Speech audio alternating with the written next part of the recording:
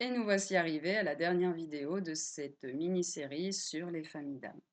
Donc, comme je vous ai dit dans les vidéos précédentes, nous allons nous intéresser pour cette vidéo à la famille des bâtisseurs ou mécaniciens, enfin, ou d'autres qui viennent vraiment réparer en fait la surface de la Terre. Ce sont donc des agents de guérison et on les reconnaît parce que ben, c'est un peu tout est dans le titre, hein. C'est des personnes qui vont être fort bricoleurs, qui vont essayer de réparer plutôt que d'acheter des choses nouvelles, qui vont utiliser quelque chose de déjà existant pour l'améliorer et puis pour pouvoir ensuite le transmettre au plus grand nombre.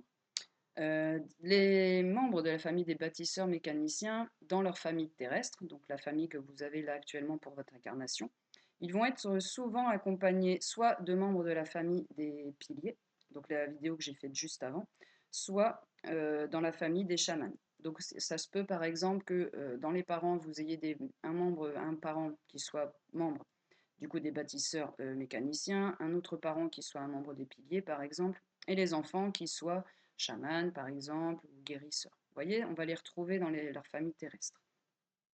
Donc ils viennent s'occuper, comme je vous l'ai dit, du sol de Gaïa, de notre terre-mère. Donc ça va être des gens qui vont être très impliqués pour l'écologie, vous voyez, pour replanter des arbres, pour s'occuper des sols. Ils vont être très concernés par les pollutions chimiques, ce genre de choses.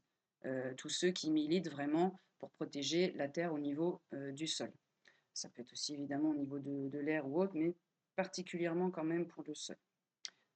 Donc certains vont, plus communiquer autour de cela, donc essayer d'éveiller un maximum de conscience au profond besoin que nous avons de prendre soin de notre terre et d'arrêter de la souiller avec tous les types de pollution que nous émettons, que ce soit dans l'air, dans l'eau ou, sur le sol terrestre, en enfouissant nos déchets, par exemple. D'autres vont donc communiquer verbalement, d'autres vont écrire, d'autres vont s'engager dans des actions, écologiques et ils vont être porteurs de projets.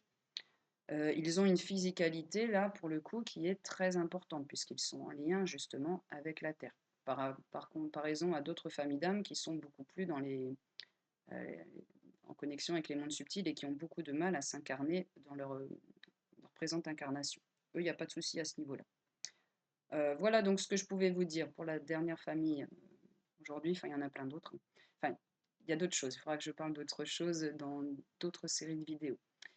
Justement, j'ai vraiment envie de parler d'une autre famille dans une prochaine vidéo, la famille qu'on appelle les anges incarnés et je vais en parler du coup dans la prochaine vidéo. Je vous dis à très vite. Bye bye.